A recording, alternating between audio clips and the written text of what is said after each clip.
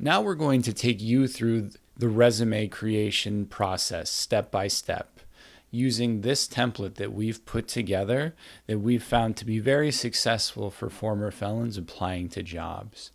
We'll take you through each of the sections and really talk about what you need to think about and how you can best take your experience and really make it impactful and easy to read for future employers.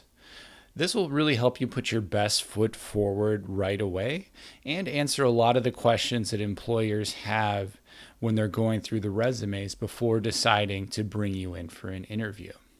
So as we discussed before, those questions are, does this person understand what we need?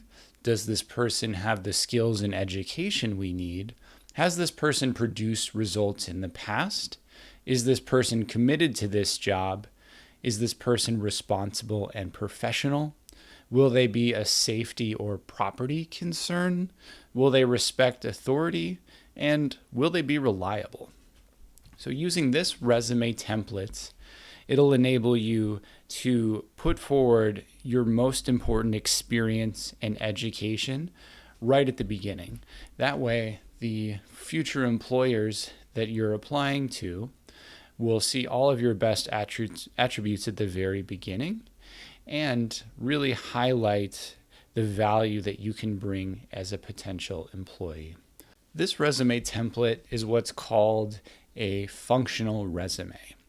There's two types of resumes. The typical resume that you see is a chronological resume, which lists your work experience from most recent to oldest. And then this resume type here, which, as I mentioned, is a functional resume. What that means is instead of focusing on just the list of your experiences, it really focuses on your overall experience, total experience, both inside and out of prison, as well as your education and other skill sets. The main benefit of this is with a chronological resume, it's very easy to see big gaps in work experience, either from not working or being in prison, while a functional resume really helps kind of disguise that a little bit so that it's not as obvious that you're applying to a position and that you've recently or sometime in the past had a big gap in your work experience because of prison. So this can help really highlight your best skills and minimize any of the potential downsides of having, time spent in prison that's showing up on your resume. Now let's go through the individual sections of this resume one by one and really walk through the different steps that you can take to put together the most impactful functional resume that you've ever put together and really maximize your chances of getting that first interview. So let's start at the top. Very basic here. We have the name, your address, your phone number, and your email address. So for your name, you can just put your first name and last name. So in this example, we'll just put John Smith. You'll want to make sure you remove these little brackets here on the outside. And what I'm doing here is just clicking on the word and deleting it and writing out what we want to put in here. So for your address, we can just put 123 Main Street,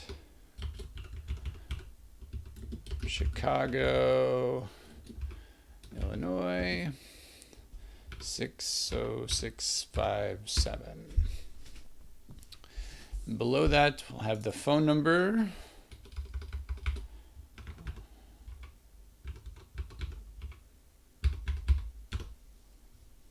Again, removing the little brackets here. And then our email address. So a few things to note here.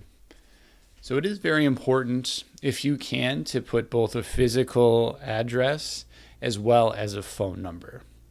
For a physical address, if you don't have a permanent address, you can just put the address of a friend or family member that you're staying with or is willing to accept mail from you, preferably close to the hiring location.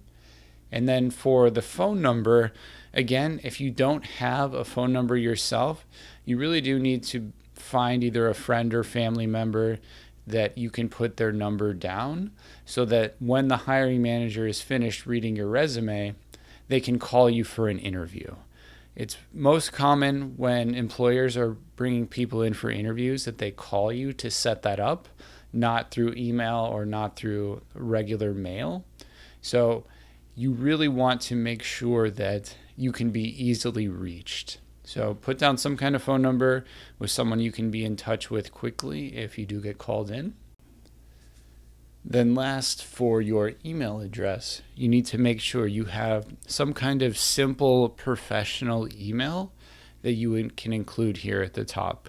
You can just get a free Gmail address and include it in there that you only use for job applications or other professional uses. But you just need to make sure that the email address you are using is simple and wouldn't cause any negative effects on your job application. So an example of this, when we were discussing the previous resume around John likes to party as an email address, that's a good example of something that could be a negative. So you just want to avoid that at all possible. Gmail is a very standard free email service that you can use. And just find any kind of simple, basic email address that doesn't say anything negative and include it there at the top. The next section to complete may be the most important section on your resume. This is the Qualifications Summary. This is really going to be the first section that anyone reviewing your resume is going to read. And what this section covers is really the most important 3 to 5 things in your resume that you would want a hiring manager to remember after they've read through your resume. So what are the 3 best components of your application, the 3 best pieces of experience and education and skills that you have that you think make you the best person for this job? So before just running through here and adding a bunch of things, you want to take a little bit of time to really brainstorm some ideas. So think about your experience, think about what hiring managers are looking for, and then put together, maybe 5 or 10 different ideas, write them out, and then pick the best 3 to 5 from that list to actually include in the qualification summary. So now we're going to go through an exercise using the example experience for John Smith as a dishwasher to determine what we should include in this qualification summary based on his experience. As you start brainstorming ideas for your qualification summary, it's very useful to start by reading the job description that you're going to be applying to. So we pulled a dishwashing job description just off the internet, off Indeed.com, for a typical Chicago restaurant. It's a pretty basic job description, but what they are looking for is someone responsible for cleaning dishes, long hours on their feet, reliable to come in when needed, organized, clean, and a hard worker, able to work nights and weekends, and with 2 years of experience and a driver's license. So what we suggest is take this list from the Help Wanted ad and put it into a brainstorming sheet like this. So we've got a list of the job requirements here. We have a list of our experience, 2 years of experience as a dishwasher at San Quentin Prison, 1 year of experience at Kentucky Fried Chicken as a dishwasher, and then another year of experience working in a warehouse. In addition to that, we have our education. We were able to get an associate's degree, while in prison from Adams State University. So this is our starting points. First, we want to read through those job requirements again and try to understand what the employer is looking for with this requirement. So the first one is pretty simple, responsible for cleaning dishes. So here they're looking for experience and responsibility. Someone that can do the job and can do it well. Next, we have long hours on your feet. So here they're saying that, this is not an easy job. You're going to be standing up on your feet throughout your entire shift while you're in the dishwashing station. And they want to be upfront with that. They don't want anyone coming in and being surprised that they're having to stand up for, 3 or 4 hours at a time on their shift. So they're looking for able to stand for long periods of time and someone that is a hard worker. Next, again, pretty straightforward. They need someone who's reliable and flexible. So someone who's able to come in as needed and is willing to, not just have a set day or days off every week. They can come in when other people aren't able to do that. So they're looking for reliability and flexibility to work on days off. Okay, next we have organized, clean, and a hard worker.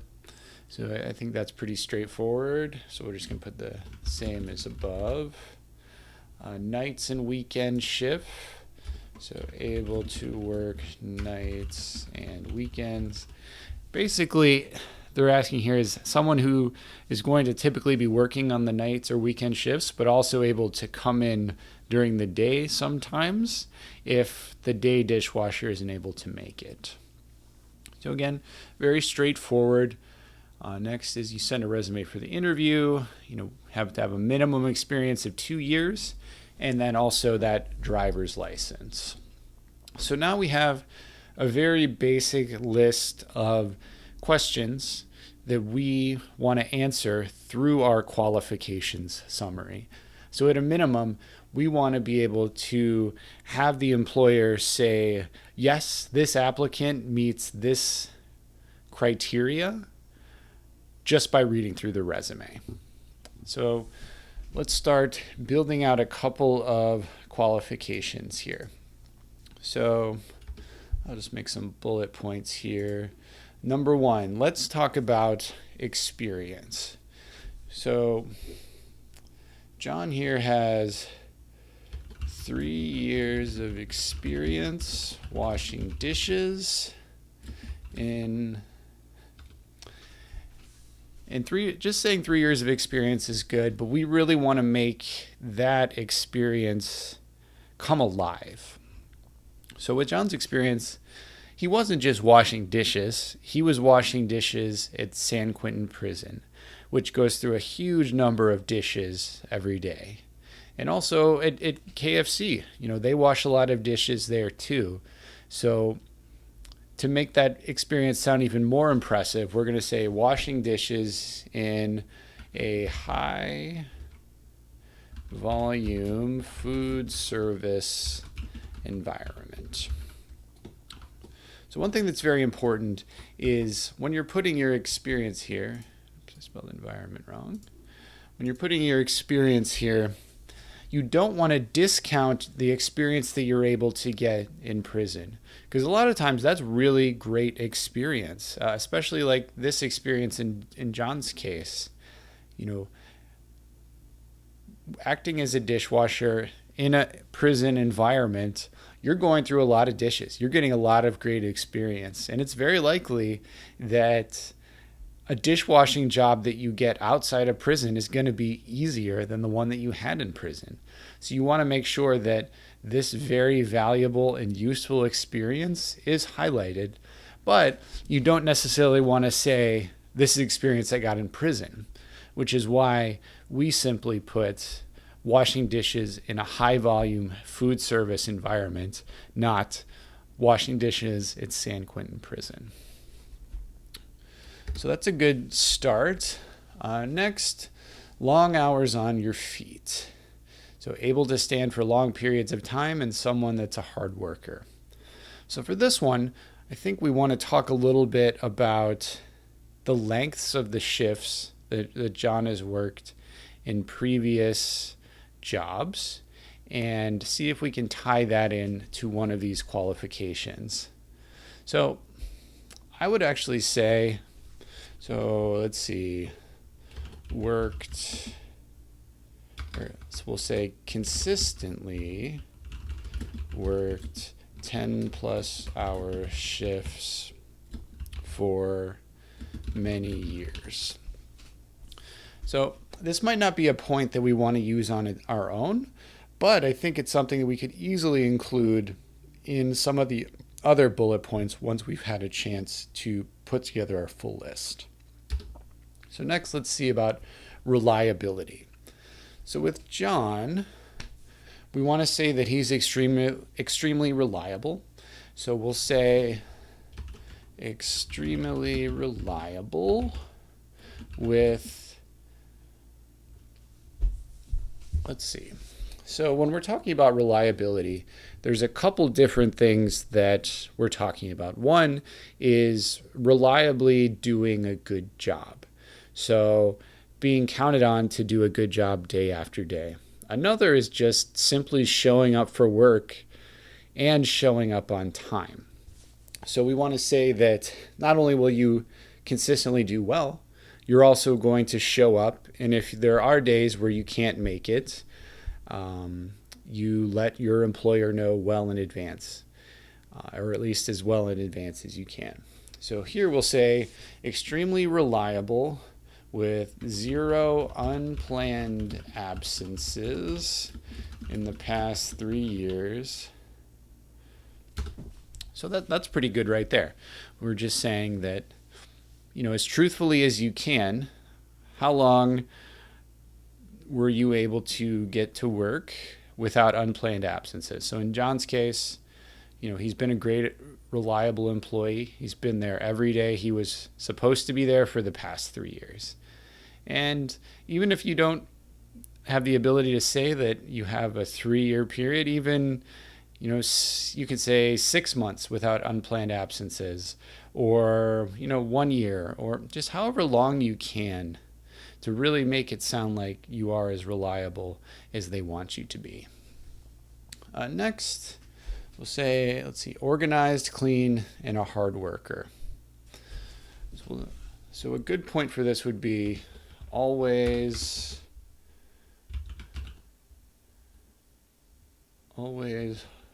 arrive. Something like can be counted on to retain a professional appearance at all times. So one thing to note is it's important that, even if you're working in the kitchen as a dishwasher, where it's very unlikely you're going to be coming into contact with any customers, it's still going to be important for you, especially as a former felon, to be professional at all times.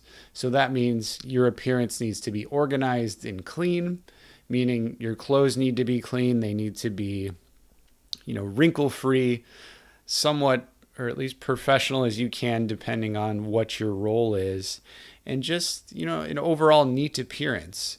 If you come in looking sloppy with your dirty clothes or wrinkled clothes, unshaven, with a bad haircut or no haircut, you're going to have a difficult time, first of all, getting the interview. But once you get the job, your employer is much more likely to cut you slack and think you're a better worker if you appear to be a better worker. Appearance is very important. And if you come in sloppy, it's going to be much easier for them to think that you're sloppy in the way that you do your job as well. So we've got retain a professional appearance. And then next, able to work nights and weekends. So again, if you have experience working nights or weekends in the past, it would be great to be able to mention this. In John's case, in the past he did work both day and evening shifts. So we're going to put that as a note here. So let's see. So we'll say able to work both day and evening shifts. And another opportunity here was around flexibility to work as needed. And so we're going to put that in here as well. And able to fill in for additional open shifts. Great. Okay, so that's 5 points right there that check the boxes when it comes to job experience. So we've got those answered. Now let's take a little bit of a deeper look into John's experience and see if we can pull out some other additional very beneficial pieces of his experience that'll make him look even better to potential employers. So in John's case, he wasn't just a dishwasher while he was working at San Quentin. He was actually kind of a manager where he was directing and scheduling the efforts of 5 other dishwashers on the shift. So with him, we're going to say that we want to say something about him being a leader and not just a typical dishwasher. So we'll say efficiently led teams of up to 5 dishwashers. And that by itself is good, but we want to include some numbers in here and really show just how much work John was doing on those shifts. So a good way to do that is to see if we can quantify or use numbers to describe the work that they did. So with the dishwasher, let's try to see if we can use just the numbers of dishes that they washed on the shift, because that sounds a little bit more impressive. So with John, we're going to say efficiently led a team up to 5 dishwashers to clean up to 3,000 dishes per shift. So again, reading through that sounds a lot more impressive than just saying was a dishwasher. Like, John was a dishwasher, that's true, but a dishwasher that is cleaning 3,000 dishes per shift is going to seem much more capable than just someone who's a dishwasher who may only be doing, 200 dishes per shift. So it's good to put that in there. Next, another attribute of John's past experience is he was a dishwasher, sure, but he also did a lot of work maintaining the appliances in the kitchen. So both the dishwashing equipment as well as some of the other appliances in the kitchen. And he was responsible for doing a lot of cleaning the dishwashing area as well as other parts of the kitchen. Again, this is a very typical responsibilities for a dishwasher. So we want to show that John has those skills and those abilities as well. To do that, there's a couple ways we can think about it. One is you can just state the activities that you performed. Another way that is usually better is to talk about the benefits of that work to your employers. So maintaining equipment is great, but ultimately by doing that maintenance, you allow for that equipment to continue to run well throughout the year, as well as for that equipment to last longer. So with John, we're going to say not just that he was responsible for maintaining the dishwashing equipment, but that he achieved 100% uptime. So that means the equipment he was repairing and maintaining was operational for the entire year with all major dishwashing equipment for the past 2 years. Yeah, so when you're using this template, anytime you see a red squiggly line there, that means you misspelled a word, and you can just right click on it and it'll give you some suggestions on words you probably meant to spell, in this case, equipment. So we've got achieved 100% uptime with all major dishwashing equipment for the past 2 years. So again, very descriptive. And it really shows that not only was John doing the work of maintaining the equipment, that he was doing a great job in making sure that it didn't need any outside repairs for 2 years, which is actually pretty impressive. And so let's put another bullet point in there around cleaning. So far we've covered dishwashing, we've covered equipment maintenance. Now let's talk about the cleaning. So it's hard. I can't think of a great way to use numbers to describe the cleaning, at least right now, other than saying how big the kitchen was. So let's say cleaned and maintained a 2,000 square foot industrial kitchen and dishwashing station. So that gives you more insight into just how much cleaning John was responsible for. So it's not just having to clean up a small dish station. He was responsible for cleaning and maintaining a 2,000 square foot industrial kitchen, which is very likely going to be much larger than any of the kitchens that he's applying to be a dishwasher. So that's a good 8 potential bullet points that we would want to include in the qualifications summary. So let's see what we can do to kind of narrow those down a bit. So number 1, 3 years of experience washing dishes in a high volume food service environment. I think that's pretty good for the moment. But maybe we can include point number 2 in there as well. So we can say 3 years of experience washing dishes in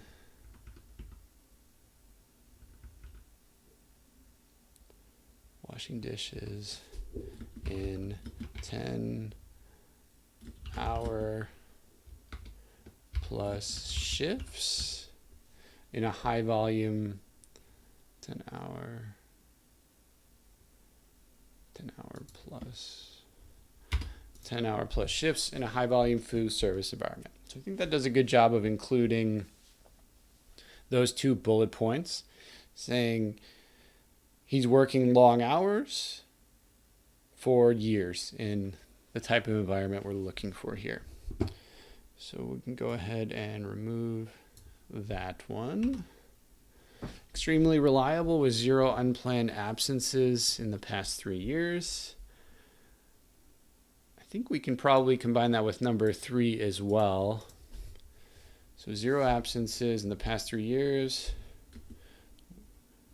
with a professional appearance. So I think that covers this point.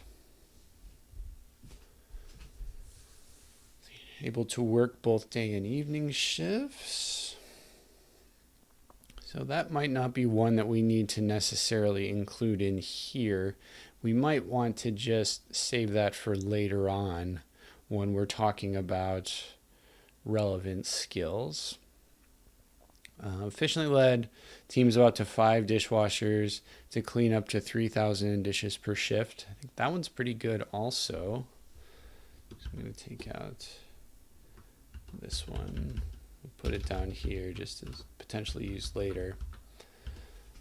Achieved 100% uptime with all major dishwashing equipment for the past 2 years. That's pretty good also. And then cleaned and maintained 2,000 foot industrial kitchen and dishwashing station. Again, very good. So I think we're actually in a pretty good spot here to take these 3 qualifications and put them into our resume. So I'm just going to copy these and go over to our qualifications here and then paste them in there. So there's going to be a little bit of formatting required when you do this. It's really easy though. So what I'm doing here is I'm just going to the beginning of the sentence, hitting the backspace so that it comes up to the next sentence before it, and then hitting enter here to drop it down into another bullet. So let's see. So overall, I think that looks like a pretty good start. Ideally we could keep each of these into a single line. That just tends to look a little bit better, but overall, if only one of them is coming over the line, I think that's pretty good. Now let's move on to the relevant skills section. Again, we're going to go through a very similar exercise here of brainstorming what skills to include here. We're looking at this template, we tend to prefer to include the top 3 most important skills. And then with the bullet points below those, we go into much greater detail around those specific examples. So first, let's talk about what those first 3 high-level skills will be. So we can do a little bit of brainstorming here. So with the dishwasher, after reading through that job posting for the restaurant, I think the 3 most important skills, and this is something you'll want to think about yourself as you're applying for these jobs, is really what are the 3 most important skills that are successful and what's highlighted in the job posting.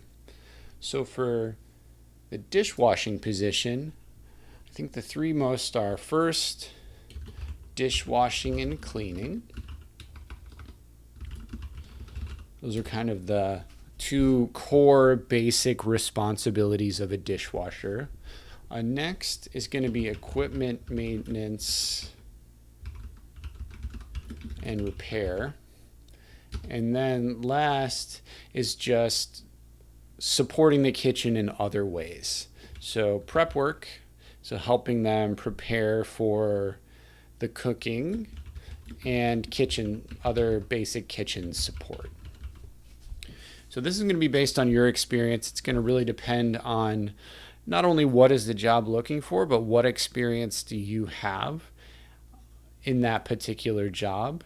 Not necessarily that's the core responsibilities, but other skills, other abilities, other experience that you could use to be even more effective at that job. So now that we have the 3 high-level skills, let's talk about the bullet points below. So these are going to be kind of 3 one-line examples of other experience or achievements you have with these particular skills.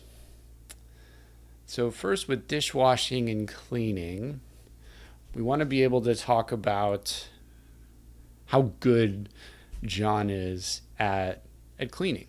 So a good example would be able to effectively and efficiently, so being able to do a great job, but also doing a job well, provide high quality cleaning of dishes and kitchen items. So I think that's a very good basic skill that you can put in there as a dishwasher. Next, we can put something around, based on John's experience as a dishwasher, making sure you don't break any dishes is extremely important. All broken dishes is money lost by the business, and the last thing a company wants is a dishwasher that's costing them a lot of money. So we'll say, in John's case, he achieved the lowest level of broken and damaged dishes over the past 3 years. So you don't necessarily have to be the best at something to put it under your skills. You can just say, so maybe you weren't the best, but maybe you did have a very low number of broken dishes. So you can just say, achieved a very low level of broken and damaged dishes over the past 3 years. That's almost as good as this one, and it really gets the point across that you're careful with the valuable dishes and equipment that you're washing. And then finally, I think one more would be good. So let's say something about John's flexibility and willing to work different shifts to get the job done. So this was one of the other qualification summary pieces that we'd worked on but hadn't included. So let's say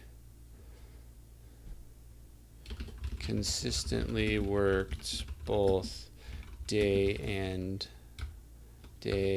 evening, and weekend shifts as needed.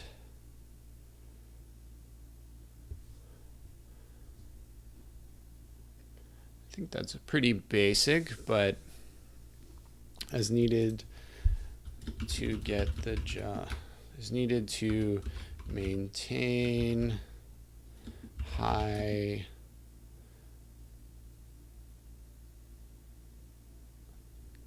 standards of cleanliness. Spelled that one wrong. Cleanliness. Okay. So those are three pretty good ones. So let's move on to equipment, maintenance, and repair. So when we're talking about maintenance and repair, there's a few things that I think we would want to mention. One is about how good we are at cleaning and maintaining different types of equipment. So we want to touch on John's experience working on a wide variety of equipment in the kitchen. We also want to touch again on how valuable his ability to repair the equipment has been to past employers, because again, that's money into their pockets. So anytime you talk about value that you bring directly to your employers in terms of money, that's great. And I think we want to reinforce just how good he is at repairing this equipment. So first, let's talk about the cleaning and maintenance of the equipment. So we'll say able to effectively clean and maintain various brands of industrial dishwashing equipment. So not only can he do one brand, he can do various brands. This basically says that he's done it in the past, and he can probably do it in your kitchen as well if you decide to hire him. Next, let's talk about some of the money he saved. So eliminated the need for any new dishwashing equipment purchases for the past 2 years. A little bit of a typo there, purchases. So potentially saving thousands and thousands of dollars of equipment purchases by being able to maintain and repair the current equipment. And so that we talk about not just dishwashing equipment, we'll say successfully repaired several industrial kitchen appliances. So using those skills for repair, not just for the dishwashing, but also repaired some of the other appliances in the kitchen. Again, saving lots of money to the employer. So when you're thinking through these bullets, try to think beyond just the work that you're doing day to day and your responsibilities.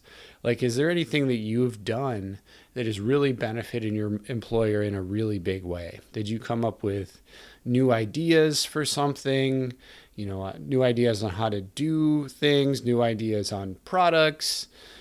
Did you bring in any good employees that ended up being really beneficial to the company?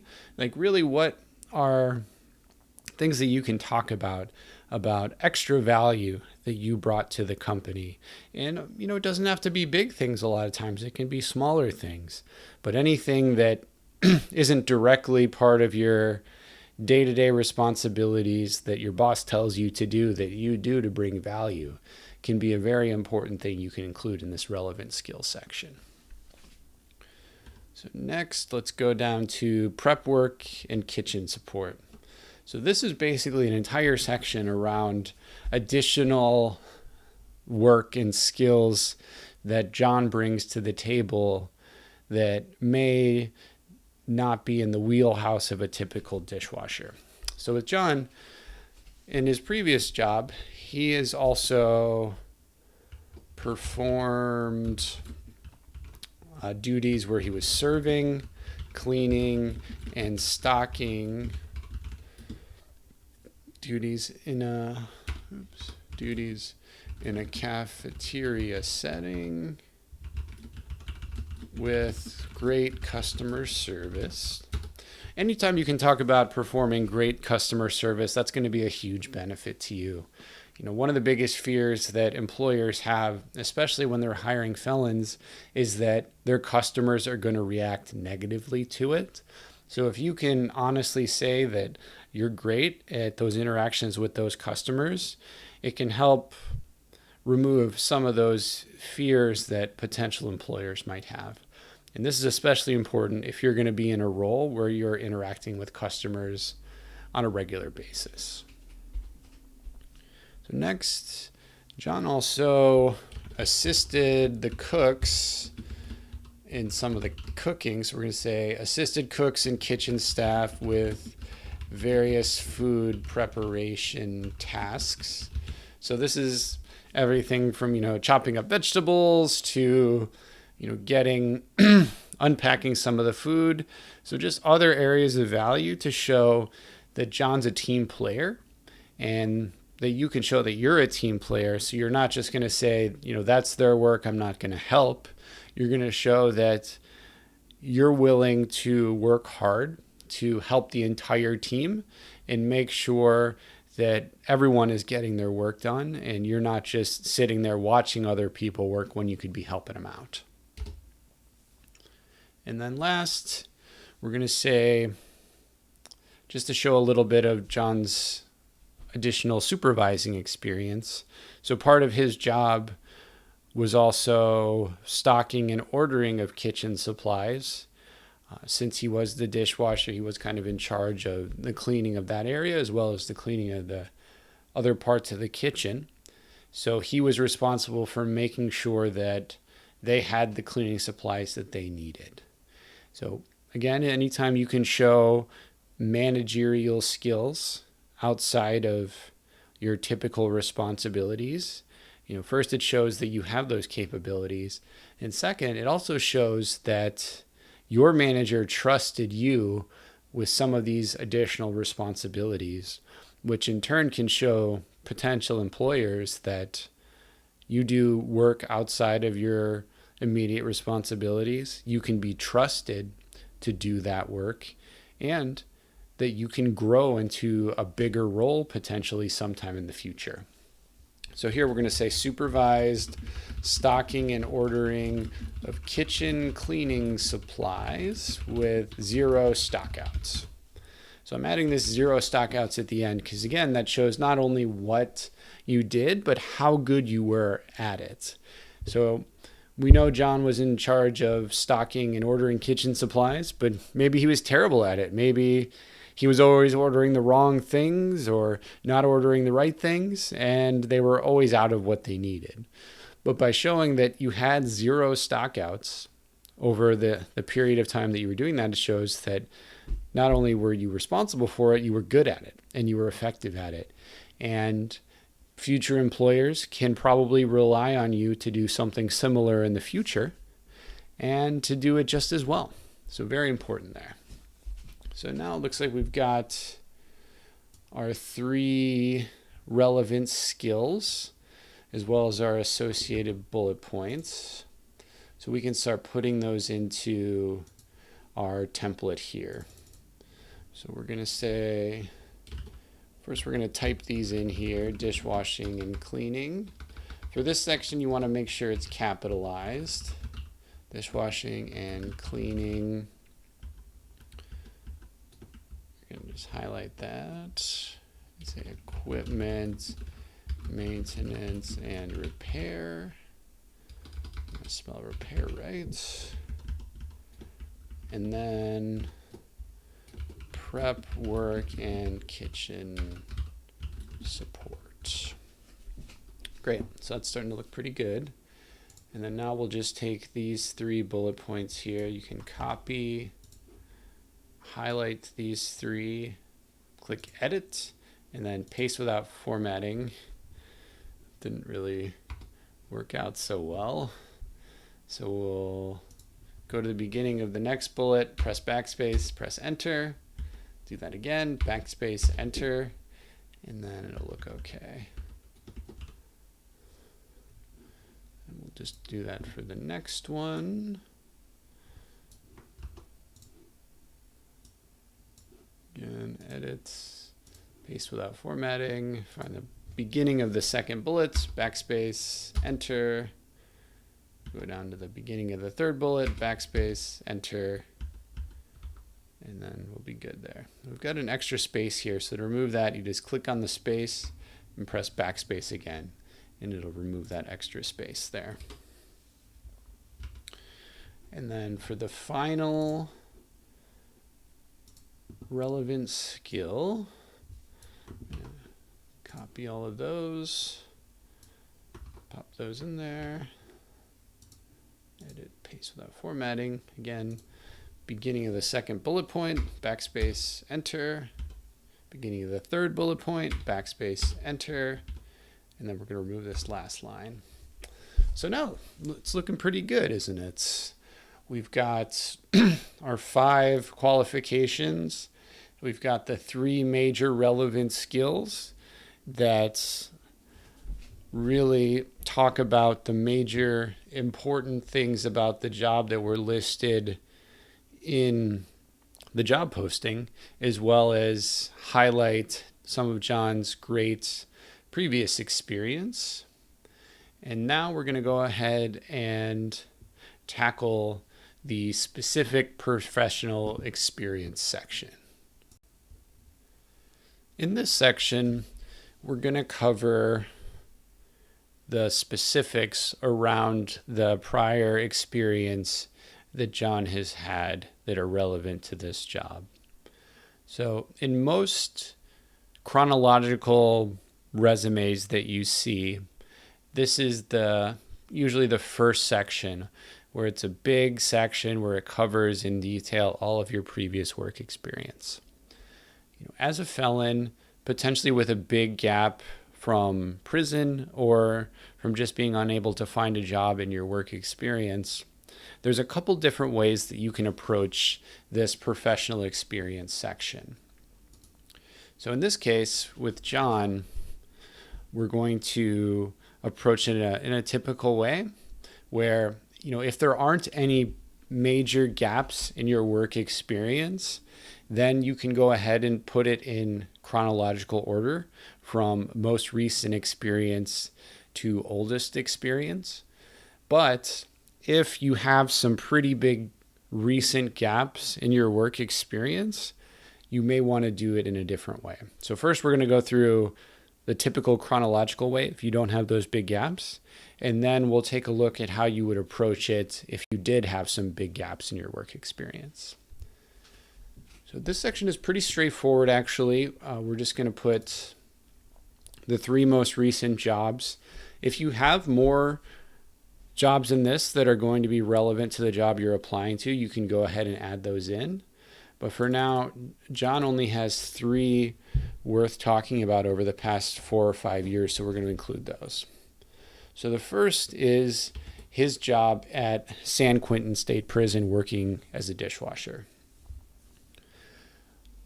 We typically don't recommend that you include San Quentin State Prison as the employer when putting this on your resume, because it makes it pretty obvious, pretty easy that this was a job that you had while in prison. And while an employer is going to probably find out eventually that you did serve time in prison, you're usually much better off waiting until you're in the face-to-face interview before bringing that up instead of including that on the resume. So to avoid that conversation at the beginning, we recommend you put state of California in this case as the employer, because technically the state of California was John's employer while he was working in prison. So depending on where you spent time in prison or in jail, you can put the state of California, state of Missouri, your county name, whatever it was that's accurate, but doesn't necessarily come right out and say that you spent time in prison. Is the job here below? You can put, pretty straightforward, dishwasher, great, city and state. Again, we recommend put the city and state of the government body, not necessarily the city and state of the prison. Because, for instance, with San Quentin, there's really not a lot there other than the prison. So it's pretty obvious if you put state of California and then the city is San Quentin, California, that you were either working in the prison as a paid dishwasher civilian, or more likely you were working as a dishwasher as an inmate. So put either the capital of the state, capital of the county, whatever makes the most sense there, instead of the city where the prison was. For the year, you just want to put the year you started that job and then the year you finished. So for this, we're going to put 2016 to 2018. Even if you only worked 1 month in 2016 and 1 month in 2018, you can go ahead and put the years there. And then for the description, since we already described the work that John did in much greater detail at the top, this is going to be a pretty basic 1-line description. So dishwashing and maintenance leader for high volume cafeteria. So I spelled the word wrong here. Maintenance for a high volume cafeteria. Great, very straightforward. And then we'll go ahead and do that again here for the second employer, which was Kentucky Fried Chicken.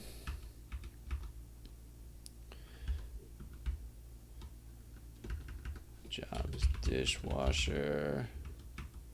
And as you can see on the right hand side here, when I'm typing in these, that the city and state sometimes are falling off to the next line. So to bring those back, you just go to the end of the word here and press delete to bring it back up to the right section.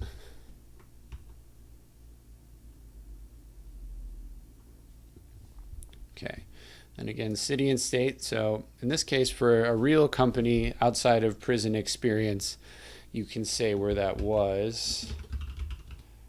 So here, Los Angeles, California. And again, since it went over to that second line, just go to the company name here and press delete until it lines back up appropriately. And we'll go ahead and put This was just for a couple of months in 2016. You can just use spacebar to get that in the right place right there at the end. And the description was the primary dishwasher and janitor for a very popular fast food restaurant.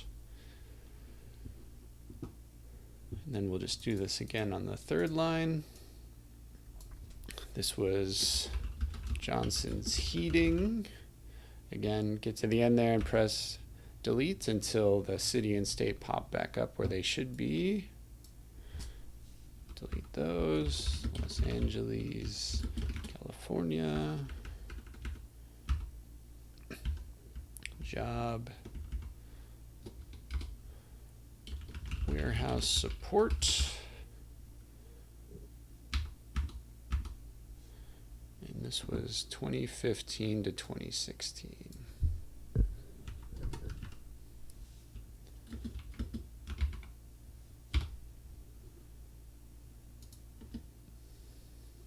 Great.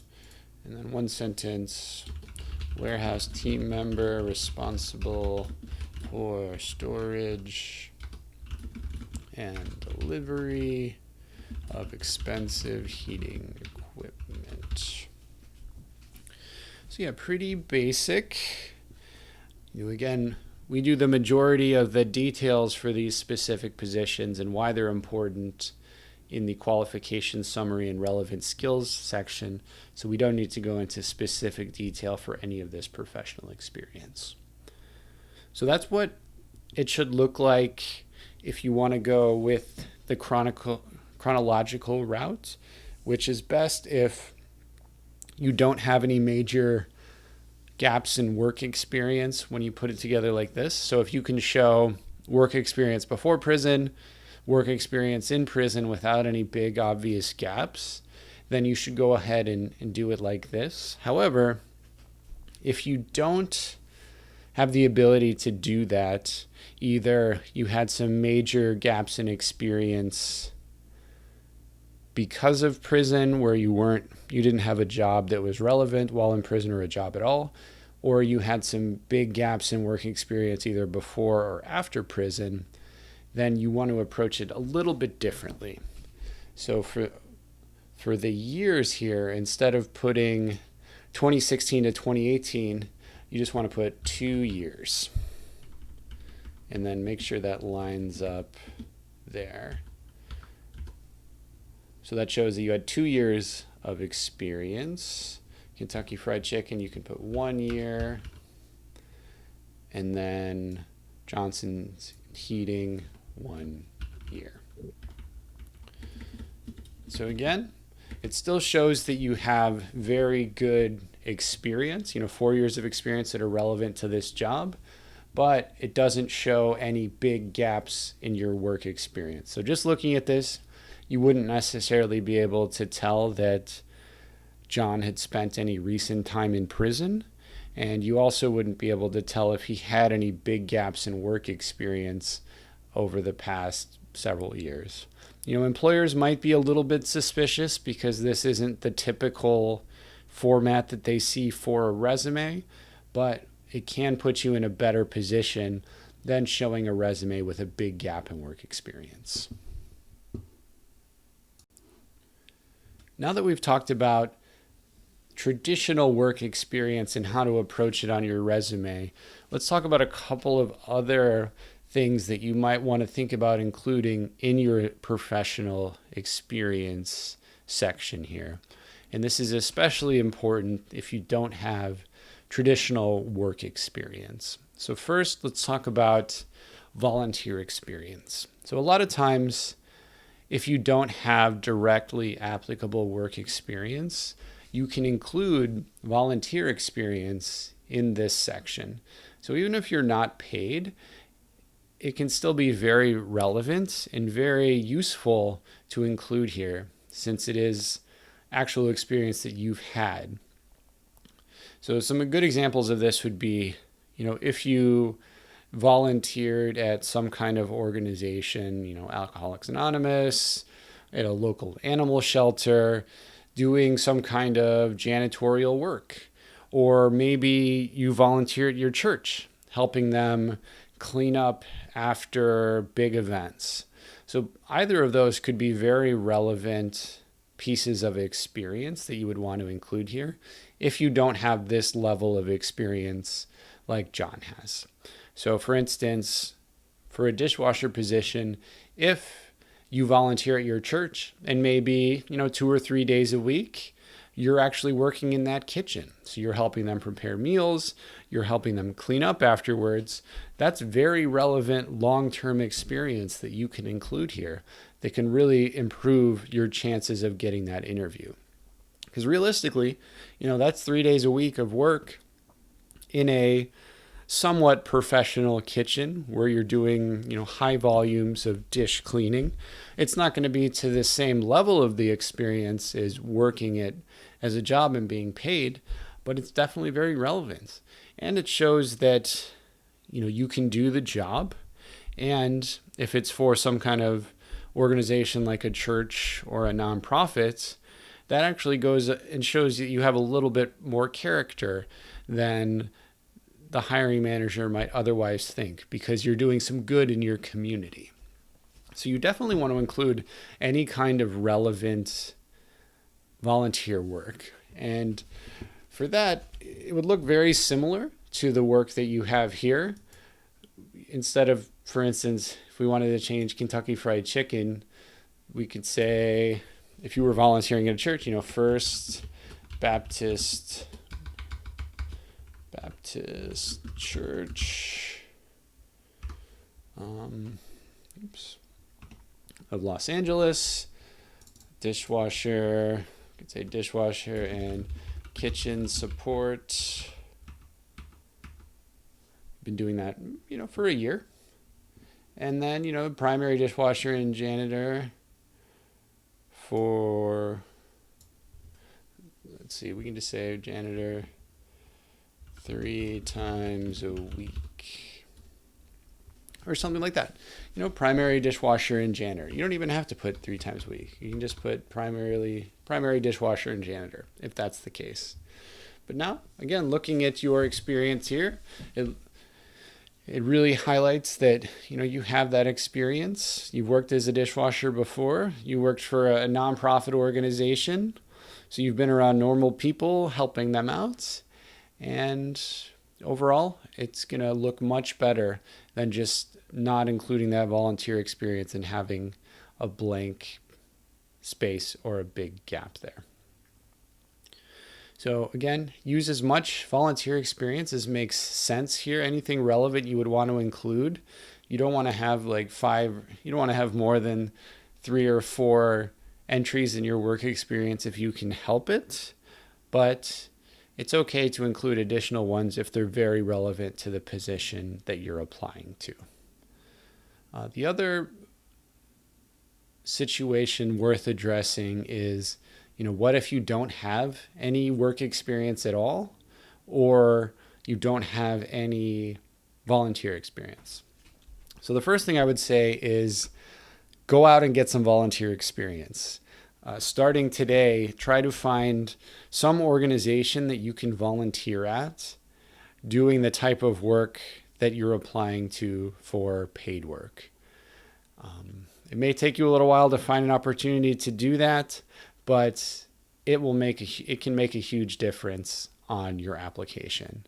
So you may not have a lot of luck immediately in your job search, but as soon as you can start putting something into that experience section, the better off that you're going to be.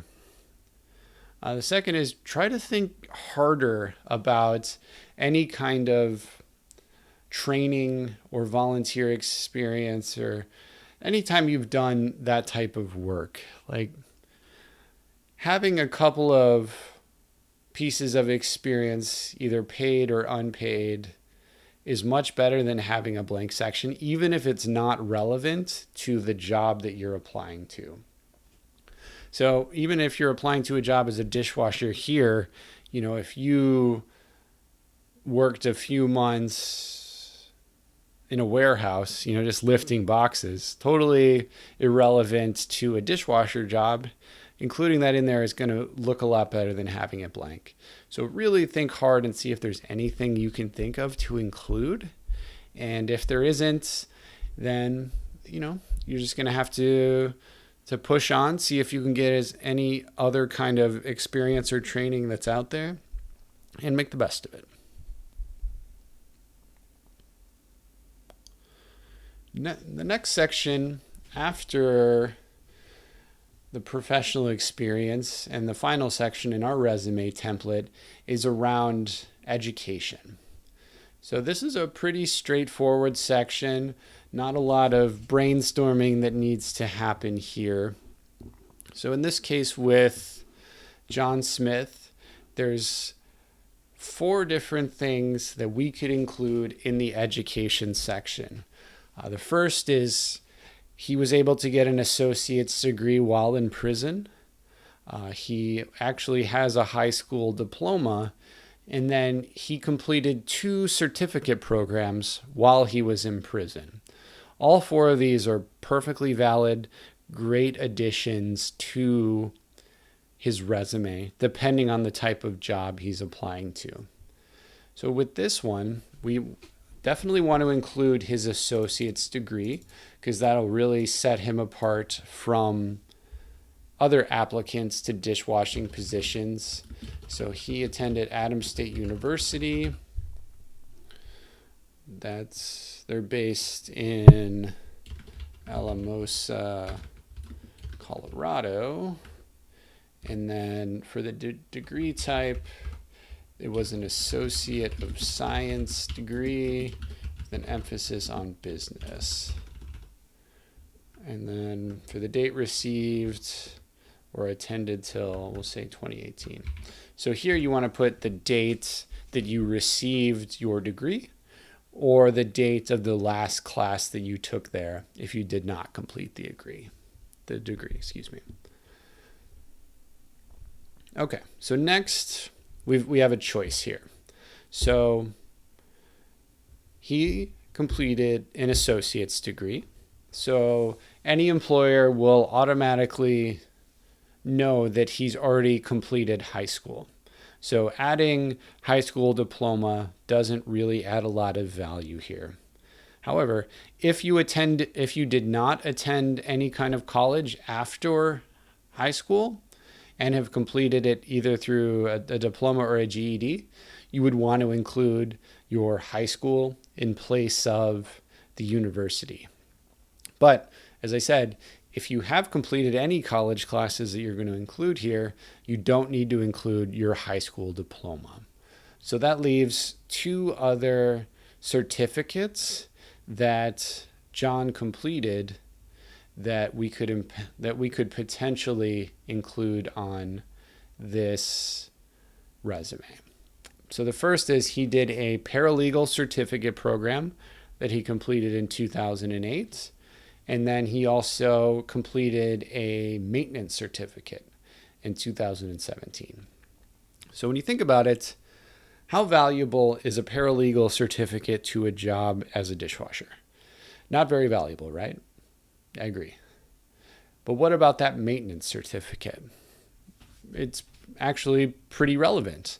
So a lot of the job as a dishwasher is both maintenance of the dishwashing equipment as well as potentially maintenance of the other appliances and equipment in the kitchen. So that's something that's definitely relevant to include into this resume. So to include a certificate like that, we would want to do it in this way. So he received that certificate through San Quentin. So again, we don't want to put San Quentin prison. We want to put state of California as the place where he received that certificate. We'll put the name of the certificate here. And then city and state be the same. Los Angeles. and then the date he completed that, 2017. So now when we're looking at this resume, we have a choice to make because we have a full page and then one additional line. So we try to recommend that you keep your resume to a maximum of one page, if at all possible. Sometimes you may have a lot of really great experience that's worth including, that's relevant. In this case, we've got the choice of, do we keep the maintenance certificate here and go over to a second page? With John, I would say no. It's not worth having a 2-page resume just to include the maintenance certificate for 2 reasons. First, we can already demonstrate through his relevant skills and qualifications that he has a lot of experience performing maintenance on both dishwashing equipment as well as other equipment in the kitchen, and that he's good at it. That, you know, the equipment that he works on it lasts longer, it doesn't need to be replaced. So the value of saying he has a certificate in that is actually pretty low. And second is, this is another spot where it becomes more obvious that he got his education in prison through the state of California. So I would recommend to John to just actually remove this line completely from the resume, since he already has a lot of really great relevant experience and this doesn't add a lot. If you're in a position where you're applying to a job that you don't have a lot of relevant experience to, but you do have some kind of certificate program that you completed, you would absolutely want to keep this in at that point. But since John doesn't need to show that he has a certificate to demonstrate that he has a lot of experience doing this type of work, we're going to go ahead and remove it. All right. So there we have the initial draft of John's resume. Starting with qualifications through the relevant skills, the professional experience, and also the education. So one thing to note is on a lot of resumes, you see people include a section at the bottom that says references available upon request. You don't need to include that in there. Any employer, if they want references, are going to ask you for them.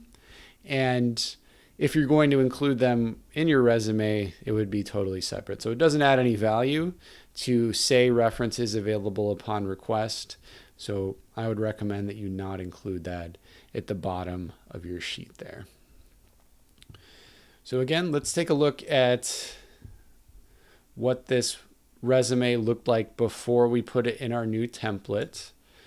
So here's where we started with John's resume. Again, very basic, very bare bones. And this is what it looks like now. We spent, probably a good hour working on this, putting this together, but look how much more professional this looks like. If you were a hiring manager and you were looking at these 2 resumes between this one and this one, who do you think you would call first for the interview? I think it's pretty obvious that, through a little bit of work, a little bit of thought, we've put together a really great resume for John that's going to be much more likely to get him job interviews than the initial one he put together. So we highly recommend that you download the resume template below. You can use it in Google Sheets or in Microsoft Word to put it together. It's very simple to use, very easy to format. If you know anyone that's familiar with either Google Sheets or Microsoft Word, they can help you with the formatting. And once you've had a chance to put together your initial resume like this, you absolutely should have a few of your friends or family members read through it to give you their point of view, because maybe you made some misspellings, maybe you use some words that you could use differently. It's always great to get a different perspective on the resume, because when you spend all this time your own just looking at it and looking at it over and over and over again, it's very easy to overlook those small mistakes. So get some additional input on it. Maybe show it to some of the people that you know that are hiring managers or own businesses to get their perspective. All of that feedback, while it can be a little uncomfortable to get, can be extremely beneficial to you in the long run, because it can really help you tailor that resume to really stand out to those hiring managers. Yeah. If you like the video, please like it down below. Please go ahead and leave us any comments or questions that you have down below. We'll definitely be taking a look at those. And please subscribe to the channel. We're going to be putting out a lot more videos that are going to be beneficial to former felons out there who are looking for jobs. And we look forward to hearing from you. Best of luck.